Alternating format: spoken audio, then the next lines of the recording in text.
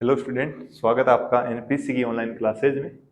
आज आपके लिए एक अच्छा सा टॉपिक लेकर आया हूं जिसका नाम है भूपरिष्करण या फिर टिलेज, है ना। कि भूपरिष्करण क्या होता है या टिलेज किसे कहते हैं। तो भूपरिष्करण मृदा को, यानी जो सॉइल है, मृदा को विभिन्न विभिन्न यंत्रों के माध्यम से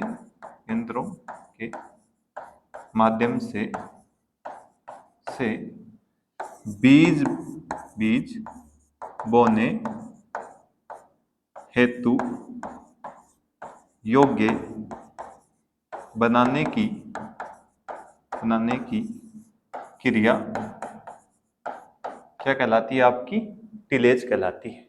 वो क्या कह रहा है कि जो मृदा है उस पर विभिन्न यंत्रों की सहायता से कुछ सी क्रियाएं की जाएंगी जिससे वो किसके योग्य हो जाए? सोइल, जो सोइल किसके योग्य हो जाए?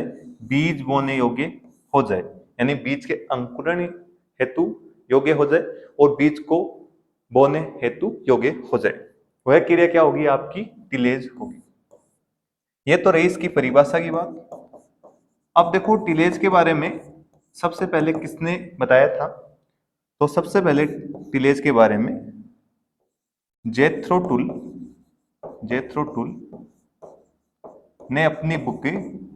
ने अपनी पुस्तक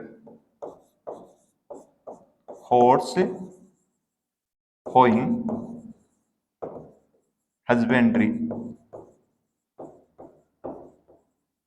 हस्बेंड्री में जिक्र किया था।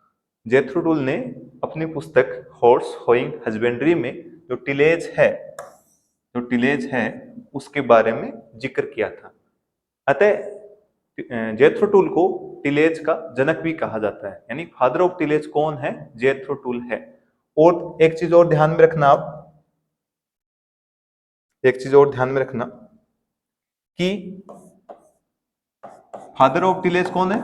फादर ऑफ टिलेज यानी भूपरिष्करण का पिता या जनक जेथ्रो टुल है। और जेथ्रो टुल को ही फादर ऑफ वीड साइंस भी कहा जाता है। फादर ऑफ वीड साइंस भी कहा जाता है। ठीक है, फादर ऑफ वीड साइंस भी किसे कहा जाता है? जेथ्रो टुल को ही कहा जाता है, क्योंकि जेथ्रो टुल ने ही अपनी जो पुस्तक है, अपनी जो बुक है हॉर्स होइंग हस्बेंड्री में वीड शब्द का, यानी जो खरपतवार शब्द है उसका जिक्र किया था। चलो अब वापिस अपने टॉपिक पर लौटते हैं। अपन ने क्या देखा कि भूपरिष्करण क्या है, भूपरिष्करण की परिभाषा देखी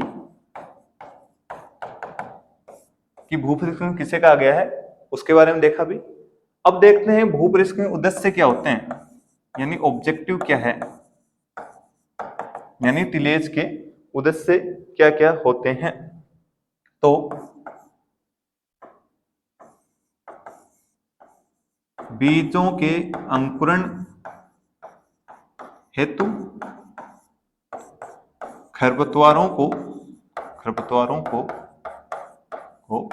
नष्ट करने हेतु ये उद्देश्य चल रहे हैं। यानी बीजों के अंकुरण हेतु भी टिलेज क्या है? आवश्यक है। और जो खरपतवारों को नष्ट करने के लिए भी जो टिलेज वाली जो क्रिया है, इन जो भूपरिष्करण की जो क्रिया है वो जरूरी है। फिर कीटों को नष्ट करने के लिए भी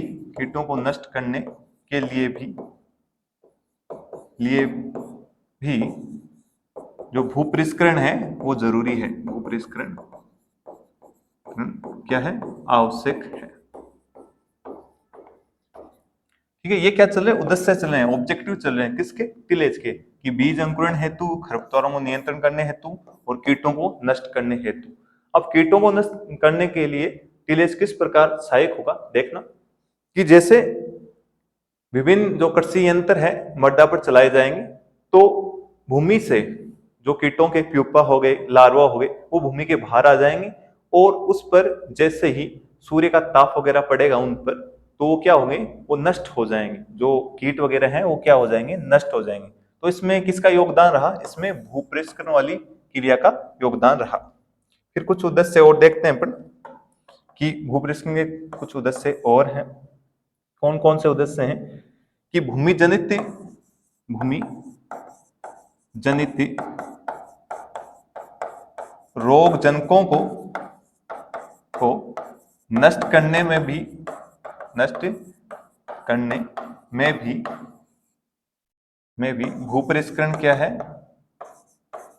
भूपरिष्करण सहायक है। भूमि जनित रोग कौन से होंगे? रोगजनक कौन से होंगे? जो पैथोजन सॉइल में पाए जाएंगे। अब जैसे उन पर सॉइल पर विभिन्न एक्टिविटीज की जाएगी, किनके द्वारा? टिलेज वाले जितने भी यंत्र है उनके द्वारा। तो जैसे ही वो उनके पैथोजन बाहर आ जाएंगे, मृदा की ऊपरी सतह पर आ जाएंगे और उस पर सूर्य का ताप वगैरह गिरेगा, जिससे वो क्या हो जाएंगे? नष्ट हो जाएंगे। तो ये किसके कारण संभव हुआ? ये भूपरिष्करण के कारण संभव हुआ या टिलेज के कारण संभव हुआ। ये उद्देश्य चल रहे हैं अपने, भूपरिष्करण के उद्देश्य चल रहे हैं, मुख्य उद्देश्य पढ़ रहे हैं। और देखना एक उद्देश्य और आता है, खाद एवं उर्वरकों को, जो फर्टिलाइजर है उनको मृदा में मिलाने हेतु क्या कह रहा है वो? खाद एवं उर्वरकों को मृदा में मिलाने हेतु भी टिलेज है या भूपरिष्करण है, वह उसकी क्रिया जरूरी है। ये तो मुख्य उद्देश्य हो गए। किसके उद्देश्य हो गए? टिलेज के मुख्य उद्देश्य अपन ने देखे। अब देखते हैं अपन क्या देखते हैं, जो भूपरिष्करण है,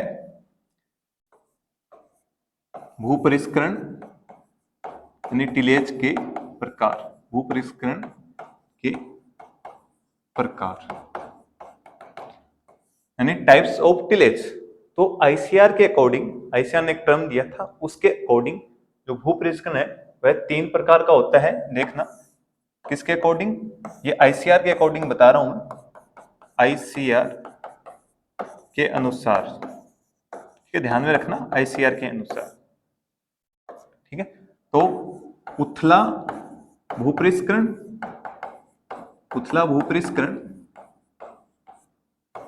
मध्यम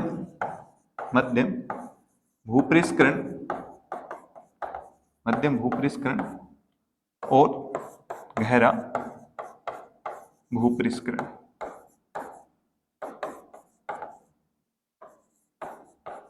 ठीक है, यानी shallow tillage, medium tillage and deep tillage. इसमें क्या होगा? इसमें जो जुताई है, भूमि पर जो जुताई की जाएगी, भूमि की जुताई की गहराई के अनुसार किसको बांटा गया है? भूपरिष्करण को बांटा गया है। देखो उथला में, भूपरिष्करण में क्या होता है? 5 से 10 सेंटीमीटर गहरी भूमि की या मृदा की जुताई की जाती है। और इसमें कितनी की जाती है? मध्य में 15 से 20 सेंटीमीटर क्या की जाती है? मृदा की जुताई की जाती है। और इसमें कितनी की जाती है? 25 से 30 सेंटीमीटर क्या की जाती है? मृदा की जुताई की जाती है। इसके अकॉर्डिंग, यानी उस जुताई के अकॉर्डिंग टिलेज को 3 भागों में डिवाइड कर दिया गया। कौन कौन से में? उथला भूपरिष्करण, मध्यम भूपरिष्करण और गहरा भूपरिष्करण।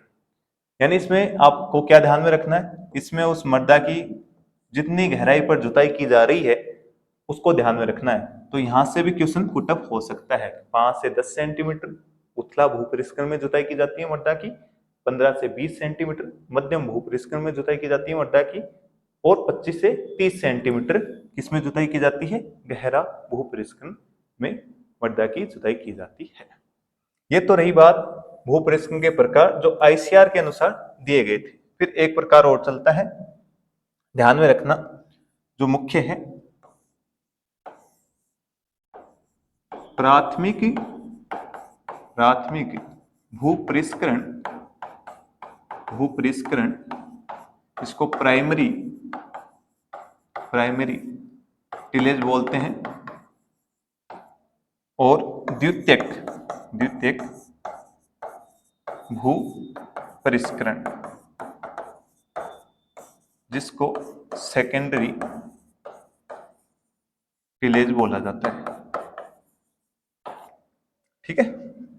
एक प्रकार और बताया गया है जिसमें प्राथमिक भूपरिष्करण यानी प्राइमरी टिलेज आता है और द्वितीयक भूपरिष्करण यानी सेकेंडरी टिलेज आता है। अब देखते हैं कि प्राइमरी टिलेज क्या होता है, यानी प्राथमिक जो भूपरिष्करण उस किसे कहते हैं, यानी वह भूपरिष्करण जिसमें